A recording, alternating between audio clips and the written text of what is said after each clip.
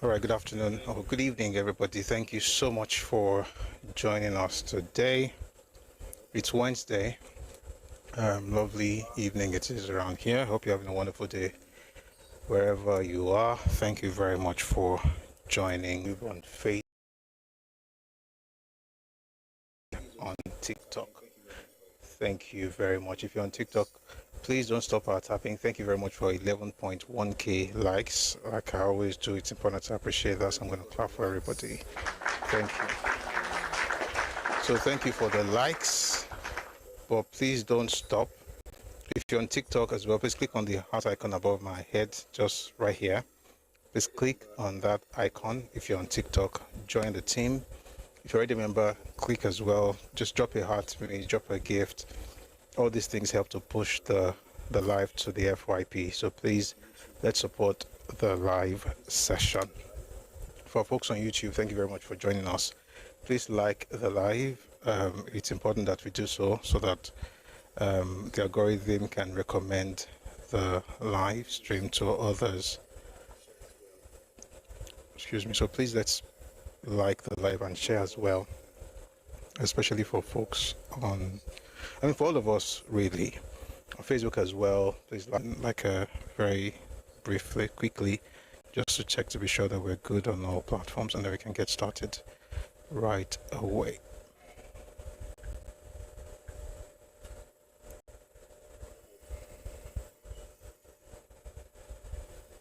Damlola Odubanjo on YouTube. Good afternoon. Good afternoon. I don't know if it's Sir or ma'am, but good afternoon. Thank you very much for being here. I appreciate your presence. Just a quick setup to be sure we're good, and then we'll dive right in. Now I'm listening to.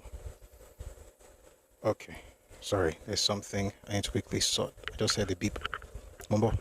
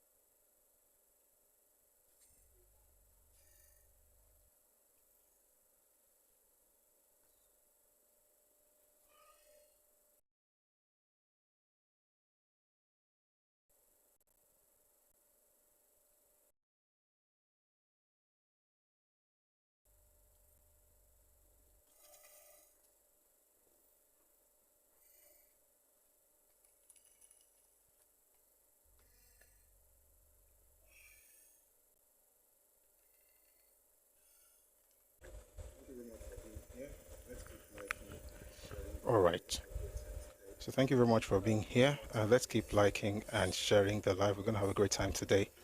We're starting with the news, and then we'll go on to today's topic. I promise that, unlike last time, the news will so that we can get to the book by Shil Shagari, Beckoned to Serve, in this one, but that'll be much later. Please, wherever you are, kindly share and like the live, right? So whether you're on Facebook or YouTube, on Twitter, or Twitch, or here, especially our studio, our TikTok studio, I like to call it. A couple of days. One of the major ones, of course, is the intervention of China in all that's going on at the moment. We, of course, if you're not hiding under a rock, you would know that the United States had spoken about. The President of the United States has spoken about, November 4, Foreign Ministry spokesperson Mao Ning chaired a regular press conference. And so the journalist asked her a question. According to reports, U.S. President Donald Trump designated Nigeria as a country of particular concern on October 31st on the grounds that Christian communities are being threatened in Nigeria. The Nigerian Ministry of Foreign Affairs issued a statement saying that the U.S. allegation is inconsistent with facts. Nigeria will continue to fight violent extremism, protect its citizens, respect religious belief, diversity, and inclusiveness, and abide by the rules-based international order. Trump said on November 1 that if the Nigerian government continues to condone the killing of Christians, the U.S. will eliminate Islamic terrorists. What's China's comment on this? This is what the Foreign Ministry spokesperson Mao Ning said in response. As a comprehensive strategic partner of Nigeria, China firmly supports the Nigerian government in leading its people to a development path that fits Nigeria's national realities. We oppose any country's interference in other countries' internal affairs under the pretext of religious and human rights. We oppose the wanton threats of sanction and use of force. Now, this statement has been out since yesterday, and people have had all kinds of takes on this particular matter.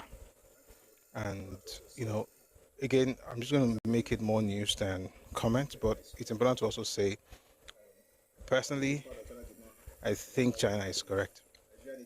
But I think the part that China did not add, that I would add, is Nigeria needs all the help it can get in order to, take a decisive action against those who are killing people, especially Christians, especially in the Middle Belt, right, in the north central zone of Nigeria, and also in the northeast, where a lot of Christians have been killed. But like I said the other day, it's not just about Christians, it's actually about terrorist activities targeted at people, aiming to take possession of or to dispossess those people of, of Christians. Because the word that the Chinese country's internal affairs under the pretext of religion or human rights. And I think for me that says a lot, right? You don't need to come into the country to come and throw your weight around in order to help the people. But Nigeria definitely needs help, but not the kind of help where, you undermine the sovereignty of the nation. And I don't understand why a lot of people don't seem to get this, right? When they say things like, let them just come in. Didn't they say you just want to come and help? We don't know exactly. I mean, you'll never be able to tell exactly what it is going to lead to. Anyway, another minister has lent his voice. Being a Christian, there have been killings in southern Kaduna, killings on the plateau. There have been riots. Sometimes, I think it was in France, an image of Prophet Muhammad was defaced. Who remembers that? And as a result of that, there were killings of Christians in Nigeria. And so it's nothing new. It doesn't amount to genocide. The way the West are talking, his head will be blown off. And I'm trying to understand this sudden love for Christians.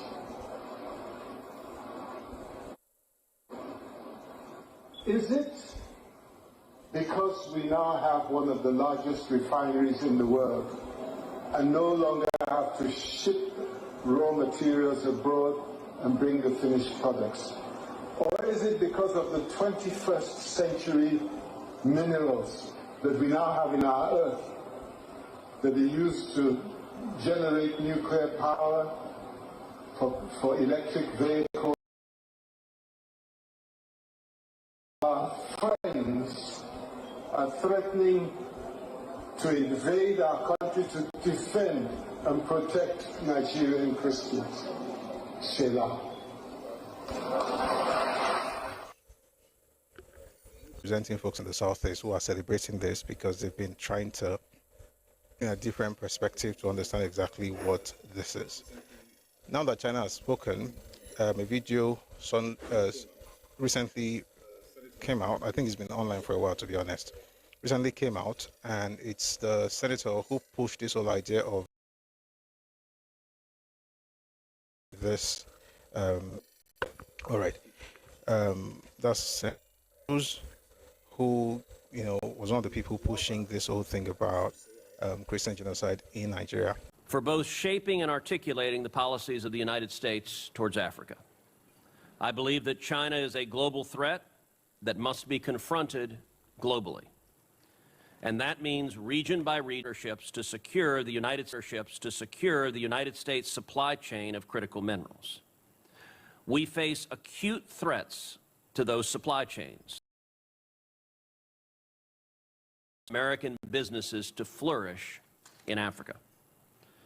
For years, the Chinese Communist Party has been working systematically to dominate Africa's critical mineral sector. China is pouring billions into its Belt and Road Initiative. It uses infrastructure loans to trap African nations in debt and then leverages that debt to secure mining rights, as it does in so many other contexts to advance Chinese interests. China has gained control over cobalt, lithium, and other rare earth minerals in countries like the Democratic Republic of Congo, Tanzania, and Zimbabwe. The CCP's activities have enabled China to attain a dominant global role in the processing and refinement of critical minerals, and to dramatically influence global supply chains, availability, and prices.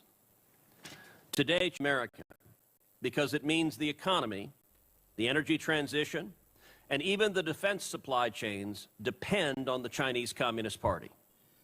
The United States relies heavily on China to refine critical minerals, even those that originate in Africa. It is a glaring, persistent, and acute national security threat. No doubt, wherever possible, we should be seeking to onshore our critical minerals supply chain. In my home state of Texas, there are bold initiatives taking place to ensure for it. So is this still about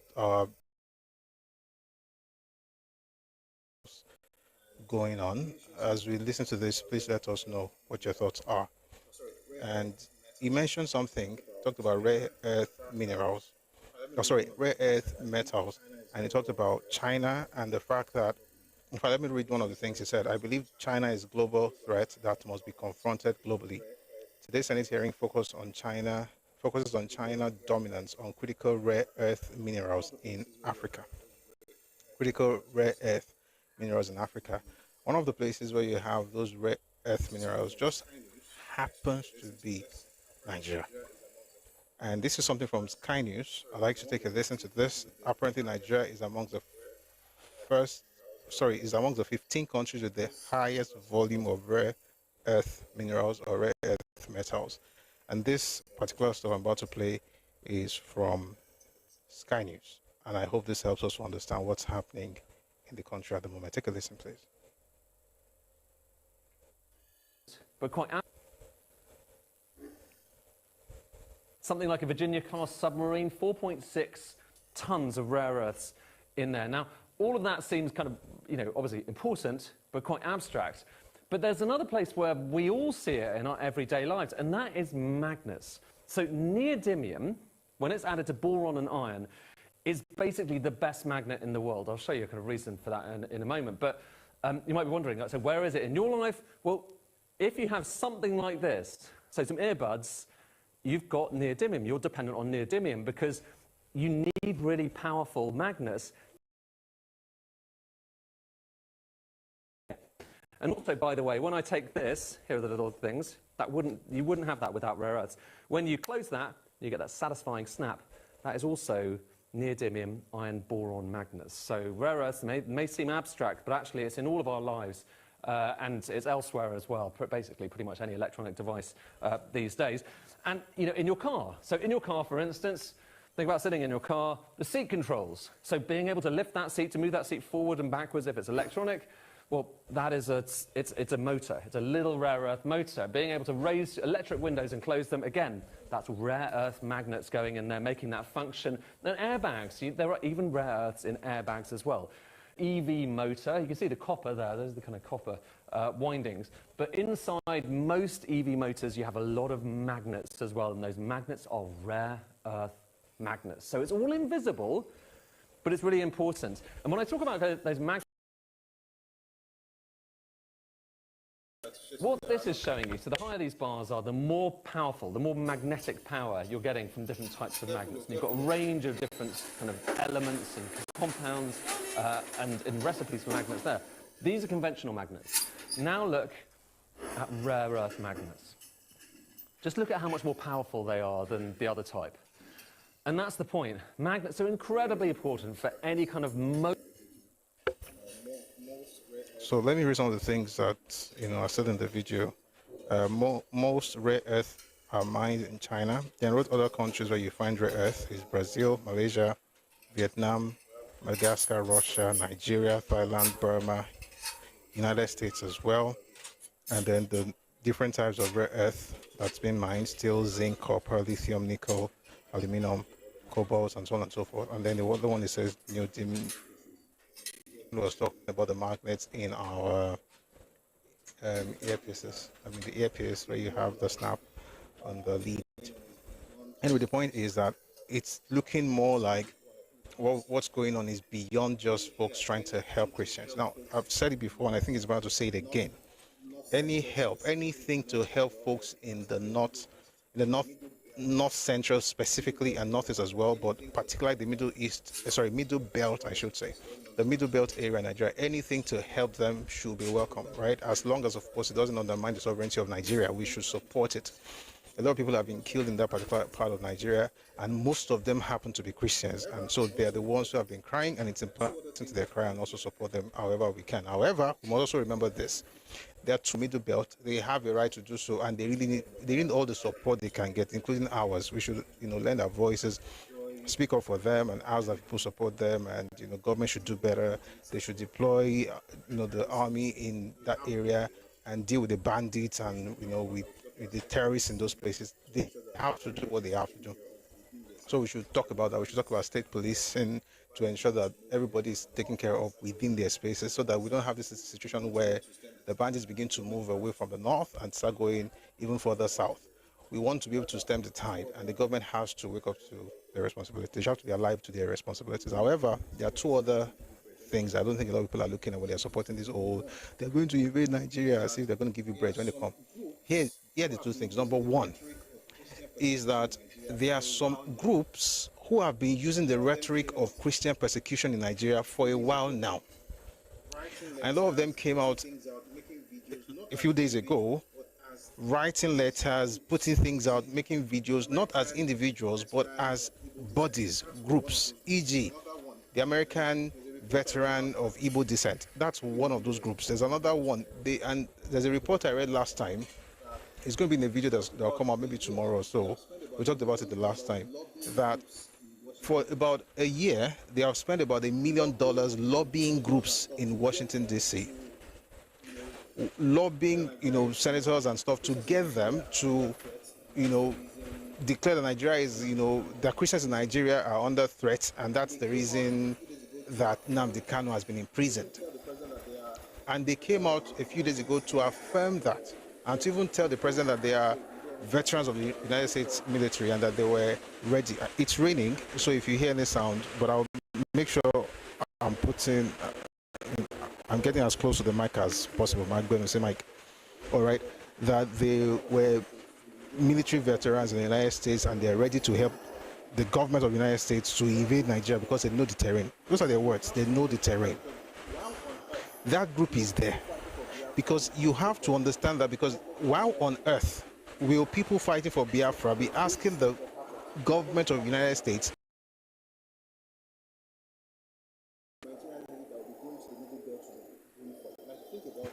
Port Harcourt and call it part of Biafra? The base will become humanitarian aid that will be going to the middle belt to be going from. Like, think about it, Port Harcourt all the way. There's something at play in there. Number two,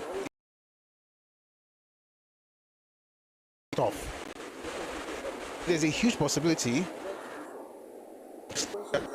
the national interest. Like, Trump is not coming out of altruism. He's also thinking about his nation's interest, and he's right to do so. But the question is, do we even understand what this is about? Rather than just say, oh, they're coming to save us. Let us celebrate that they're coming. That's something I wanted us to think about. Meanwhile, I hope you can still hear me. I might have it online, and I thought I should play. There's a video Okay. Okay, let me play you one of the pass across. By the way, before I play this video, do you remember ago or thereabout, there was a guy called Mike Arnold who traveled to Nigeria and was having this media run, going from, especially it was on Arise, talking about the fact that, oh, there's this thing happening in Nigeria. It was the mayor of one small town in Texas and all of those things.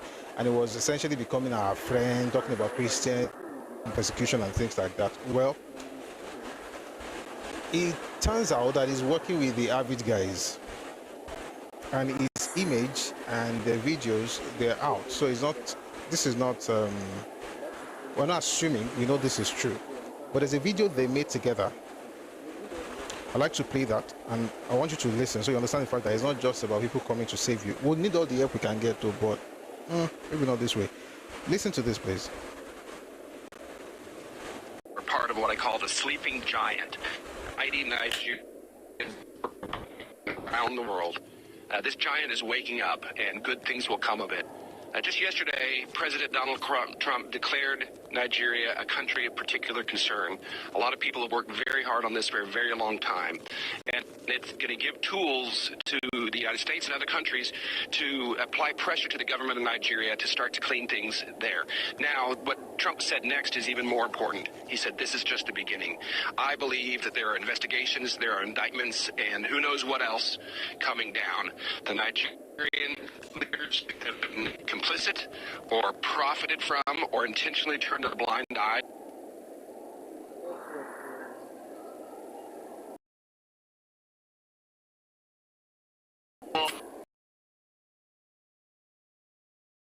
Was born in Nigeria. Nigeria was a very beautiful country until the extremists, backed up by their